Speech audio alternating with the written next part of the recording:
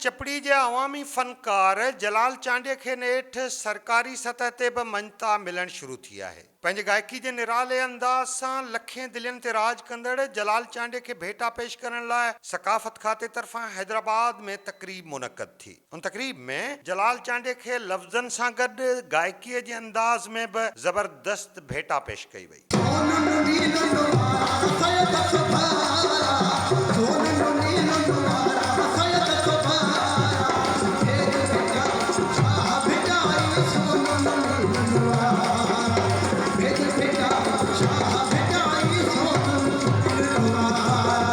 Sindh museum जे Mumtaz Mirza auditorium में थियल तक़रीब में सकाफ़त खाते जे सूबाई वज़ीर सैयद सरदार शाह समेत मुख़्तलिफ़ इल्मी ऐं अदबी शख़्सियतूं शरीक थियूं। सूबाई वज़ीर सैयद सरदार शाह टाइम न्यूज़ सां ॻाल्हाईंदे ऐलान कयो त जलाल चांडियो जी ज़िंदगी ते मुश्तमिल किताब शाया करण सां गॾु नाम्यारे फ़नकार सैयद सलेमान शाह, फौज़िया सूमरो ऐं ॿियनि अमर फ़नकारनि खे भेटा पेश करण लाइ बि संदसि खाते पारां तक़रीबूं मुनक़िद कयूं वेंदियूं। सम्झां थो त सकाफ़त खाते खे घणो अॻे इहो करणु खपंदो हो, असां पाण खे घणो अॻे करणु खपंदो हो। छो सिंध जो हिकिड़ो निज पिज हिकिड़ो सिंधी अवामी रागी हो ऐं जलाल चांडे जो कमाल इहो हो त जलाल चांडे सिंध मंझां अताउल्ला ईसा खेलवी खां वठी इनायत भट्टीअ खां वठी नूरजहां ताईं हुन नेकाली ॾेई छॾी ऐं पंहिंजो राज रखी।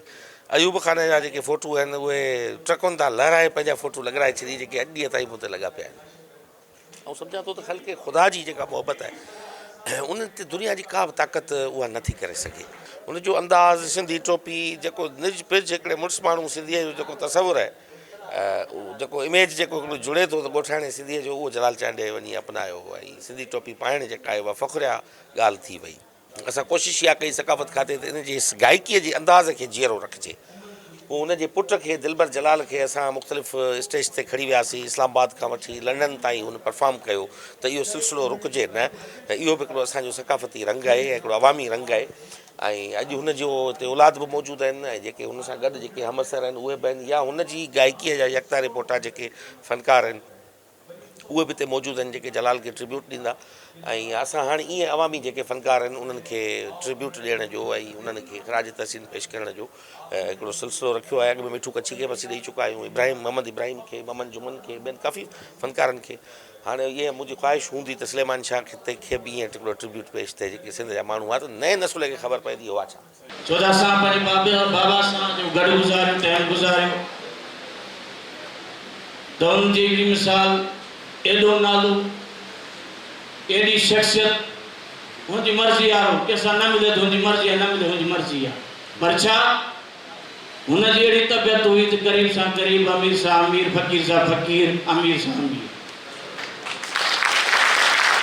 एॾा थकिजी ईंदो, किथां बि अचे, ॻाए अचे, शादियुनि मां, महफ़िल मां किथां बि अचे, पर हुनजो उसूल इहो हूंदो, सुबुह जो सवेल उथंदो, पंहिंजो उतार, हुनजे महिमान, दोस्त, पीर, फ़क़ीर जेके बि अचो उन्हनि सॼो ॾींहुं उन्हनि सां कचहरी कंदो, केॾो बि थकल हुजे।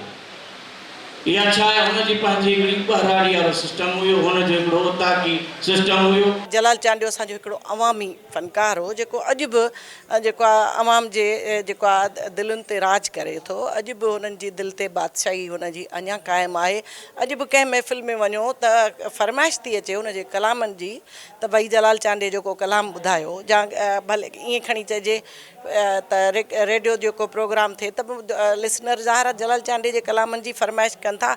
या रीमिक्स जो ज़मानो आहे, उन में ॾिसो अॼुकल्ह इलाही फ़नकार जेके आहिनि जलाल चांडे जा कलाम रीमिक्स पिया कनि।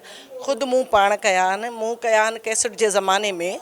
मूं जलाल चांडे जा कलाम 20 कलाम लाॻीतो रीमिक्स कया। उन ज़माने में कैसेट जो जहान हुयो त तक़रीबन 10 कलाम हिकिड़ी कैसेट में ईंदा हुया।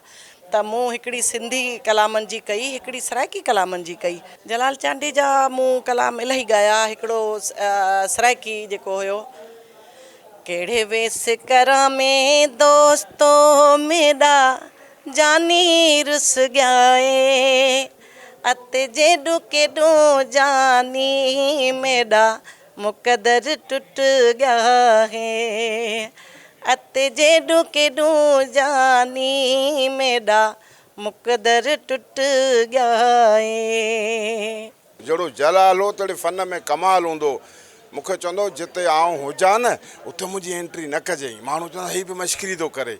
जिते आउं न हुजां तोखे इजाज़त आहे। हिन जो आहे हिन जो हिकिड़ो कलाम मूं वटि आहे मोबाइल में। ऐं जिते वेंदो आहियां शादी में ॻाईंदो आहियां मूंखे एतिरा पैसा मिलंदा आहिनि, मुंहिंजी दिलि में दुआ निकिरंदी आहे अलाह साईं जलाल चांडे खे जन्नत फिरदौस में जॻहियूं ॾे। जलाल जो कहिड़ो भला कलाम जेको पियो आहे तव्हांजे मोबाइल में इलाही पसंदि अथव?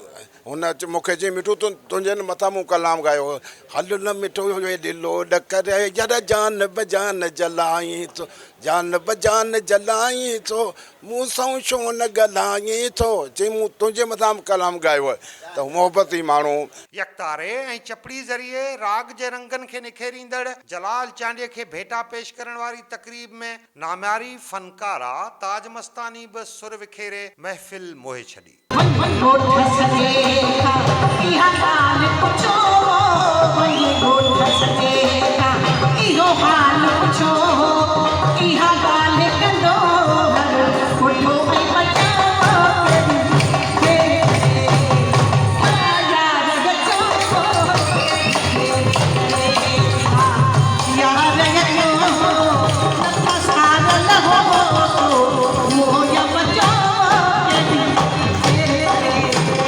तकरीब दौरान जिगर जलाल, दिलशेर तीमणे, दिलबर चांडिये, अजब जलाल ऐं ॿियनि फनकारनि बि सुर विखेरिया। यकतारे ऐं चपड़ी ज़रिए निराले अंदाज़ सां गायकीअ जो फन मुतारिफ़ कराए दिलनि ते राज कंदड़ सिंध जो शहनशाह फनकार जलाल चांडियो 2021 ईस्वीअ में लाॾाणो करे वियो हो। संदसि लाॾाणे जे 20 सालनि खां पोइ सिंध जे उन यगाने फनकार खे भेटा पेश करण लाइ पहिरियों भेरो सरकारी सतह ते सिंध जे उन यगाने फनकार खे भेटा पेश करण लाइ तकरीब मुनक़द थी, जंहिंमें ख़ुदि सिंध जो सकाफ़त खाते वारो वज़ीर बि शरीक थियो। ॾिसणो इहो आहे त ॿियनि अमर फनकारनि खे भेटा पेश करण लाइ कॾहिं ऐं किथे थियूं तकरीबूं मुनक़द थियनि। कैमरामैन न्याज़ मल्ला ऐं साथी रिपोर्टर इम्तियाज़ खोसे सां गॾु फैज़ खोसो, टाइम न्यूज़, हैदराबाद।